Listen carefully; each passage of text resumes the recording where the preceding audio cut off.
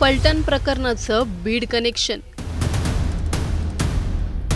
मुंडे आडनावामुळे सहन करावा लागला त्रास. बीडचं गाव, मुंडे आडनाव आणि पोलिसांचे ते शाब्दिक गाव.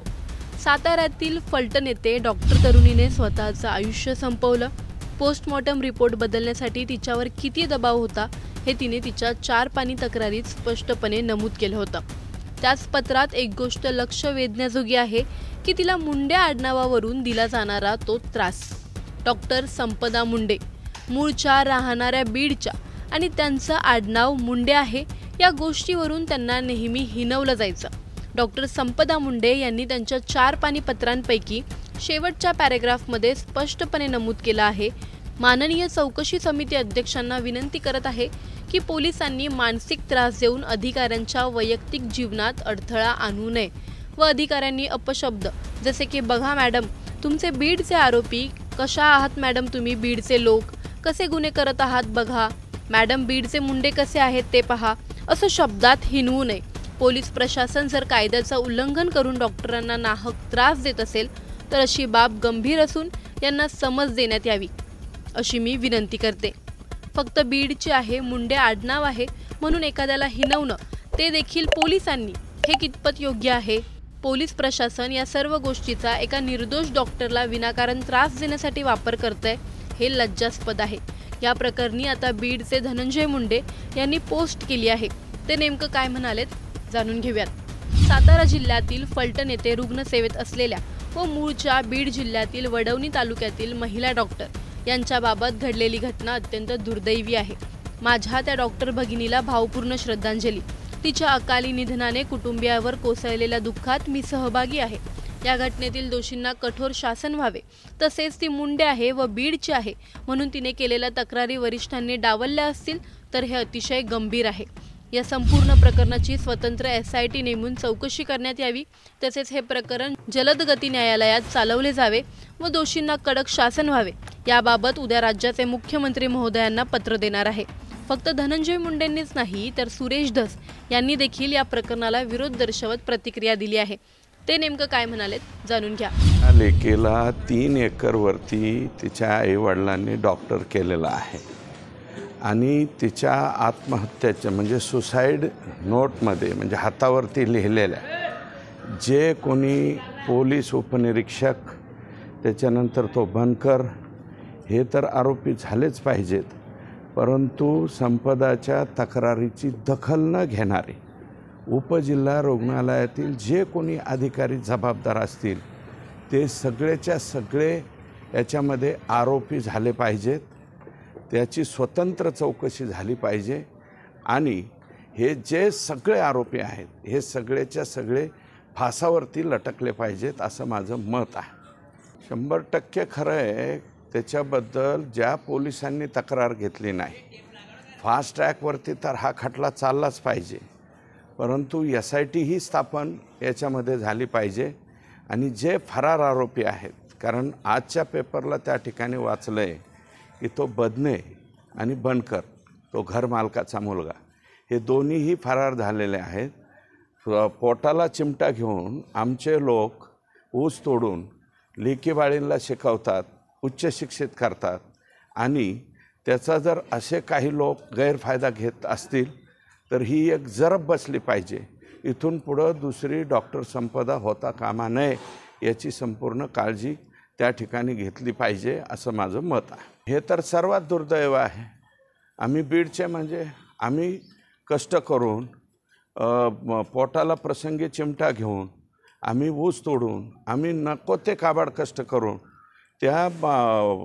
त्यांच्या वडिलाला संपदाच्या वडिलाला फक्त 3 एकर जमीन आहे, त्याच्यावरती काहीसुद्धा नाही आणि इतक्या वाईट परिस्थितीमध्ये आम्ही मुलं बाळं शिकवतो आणि शिकवल्याच्या नंतर जर बीडची म्हणून कोणी हिणावत असेल तर ते सगळ्यात मोठं दुर्दैव आहे.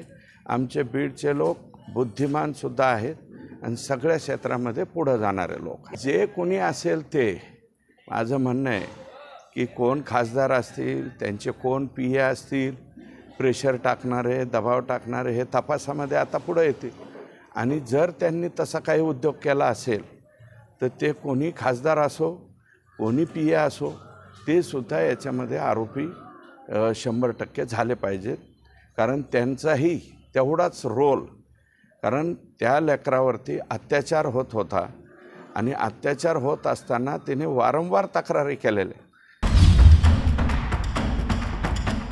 एका डॉक्टर तरुणीला तिच्या गावावरून किंवा नावावरून पोलिसांनी हिणवावं ही गोष्ट लज्जास्पद आहे. डॉक्टर ज्याप्रमाणे त्यांची ड्युटी पार पाडताना त्यांच्या रुग्णाची पार्श्वभूमी पाहत नाहीत, अशा डॉक्टरांना पोलिसांनी त्यांच्या गावावरून बोलावं हे कितपत बरोबर आहे? या प्रकरणात आता आणखी काय खुलासे होतील ही येणारी वेळच ठरवेल. तुम्हाला या प्रकरणी काय वाटतं? आम्हाला कमेंटमध्ये नक्की कळवा आणि व्हिडिओ आवडल्यास लाईक आणि शेअर करायला विसरू नका.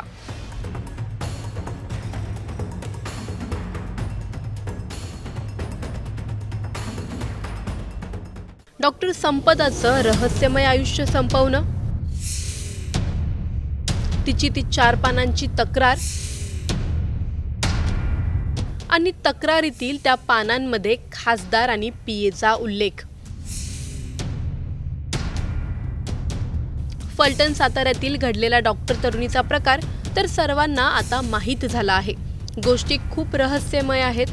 खासदारांची नावं, ते प्रकरण कोणतं होतं ज्यावरून हा सर्व प्रकार सुरू झाला, हे सर्व कळण्याचा एकमेव मार्ग जो होता तो म्हणजे डॉक्टर मुंडेंनी स्वतःला संपवण्याआधी लिहिलेली ती 4 पानी तक्रार. डॉक्टर संपदांनी जी तक्रार तिच्या वरिष्ठांकडे केली होती त्यात खूपच क्लिअरली कळतं की तिने स्वतःचं आयुष्य का संपवलं. त्या पत्राच्या शब्दातून खूप स्पष्टपणे जाणवतं की तिच्यावर किती दबाव होता. तिची ही 4 पानी तक्रार टाइम्स नाऊ मराठीच्या हाती लागली आहे. त्यात प्रचंड मोठे खुलासे आहेत आणि ते काय आहेत, कोणत्या गोष्टी लक्ष देण्याजोग्या आहेत, हे सर्व जाणून घेऊयात. हे 4 पानांचं पत्र जे आता तुम्ही स्क्रीनवरती पाहताय ते संपदाने स्वतः लिहिलेलं आहे. तिच्यावरती ज्या वेळेला डिपार्टमेंटल इन्क्वायरी लागली त्याचा हा 4 पानांचा खुलासा आहे. तिच्या स्वअक्षरातला आहे. सगळा घटनाक्रम तिने सांगितलाय. एक आरोपी आला, त्या आरोपीवरती तिला म्हटलं गेलं की याची मेडिकल एक्झामिनेशन करा. तिला वाटलं की हा फार गुन्हा गंभीर नाहीये. ती म्हटली की तुम्ही सकाळी या. सकाळी या म्हटल्यानंतर त्या संबंधित पोलीस कर्मचारीने त्याच्या वरिष्ठवरांना कळवलं की मॅडम असं म्हणतात, आणि मग त्यानंतर तिच्या लक्षात आलं की हे प्रकरण बहुतेक गंभीर आहे आणि त्याच्यापेक्षा अधिकचा होता. मग तिने त्या रुग्णाला ॲडमिट करून घेतलं. मग त्यावेळेला तिला खासदारांचा फोन आला. आधी खासदारांच्या पीएचा फोन आला, मग खासदारांनी फोन केला. संपदा, तुमच्याबद्दल पोलिसांची तक्रार आहे की तुम्ही बीडचे आहात आणि तुम्ही बीडच्या आहात म्हणून तुम्ही फार गांभीर्याने या सगळ्या प्रकरणाकडे बघत नाहीत. संपदाने लिहिलेल्या पत्रात ती म्हणते, मला खासदार महोदयांनी नेमकं काय म्हटलं हे फार फार महत्त्वाचं आहे. माननीय खासदार यांचे 2 पीए आले व त्यांनी मला फोन देऊन सन्माननीय खासदार बोलत आहेत असे सांगितले. तेव्हा मी त्यांना फोनवर बोलत असताना खासदारांनी मला विचारणा केली की पोलीस कर्मचारी यांची कंप्लेंट अशी आहे की तुम्ही बीडचे असल्यामुळे तुम्ही आरोपी यांना फिट देत नाही आहात. पोलिसांचे आरोप आहेत. पत्रात लक्ष देण्याजोगं हे देखील आहे की माननीय महोदय फलटण ग्रामीणचे पोलीस अधिकारी PSI बदने हॉस्पिटलमध्ये येऊन इमर्जन्सी ड्युटीवर बसून आम्हाला धमकी देतात आणि हे तिने तिच्या 4 पानी खुलास्यांमध्ये लिहिले आहे. बदने नावाचे अधिकारी आहेत, हे आमच्याच कॉटवरती बसून आम्हालाच धमकी देत आहेत.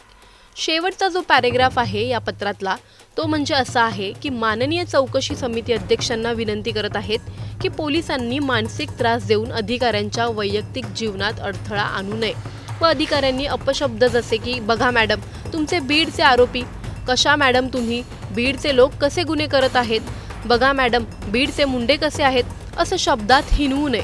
पोलीस प्रशासनच जर कायद्याचे उल्लंघन करून डॉक्टरांना नाहक त्रास देत असेल तर अशी बाब गंभीर असून यांना समज देण्यात यावी अशी मी विनंती करत आहे. तिने पोलीस उपाधीक्षकांना देखील एक रीतसर कंप्लेंट केली होती, त्याची ही प्रत. त्यात तिने 3 पोलिसांची नावे अगदी स्पष्टपणे म्हटली आहेत. सहाय्यक पोलीस निरीक्षक जायपत्रे सर, पोलीस उपनिरीक्षक माननीय पाटील सर आणि पोलीस उपनिरीक्षक बदने सर. संपदाच्या पत्रातील हे खूप महत्त्वाचे आणि लक्ष वेधून घेणारे मुद्दे आहेत. तुम्हाला या प्रकरणी काय वाटतं? अशा लोकांवर काय कारवाई व्हायला पाहिजे? आम्हाला कमेंटमध्ये नक्की कळवा.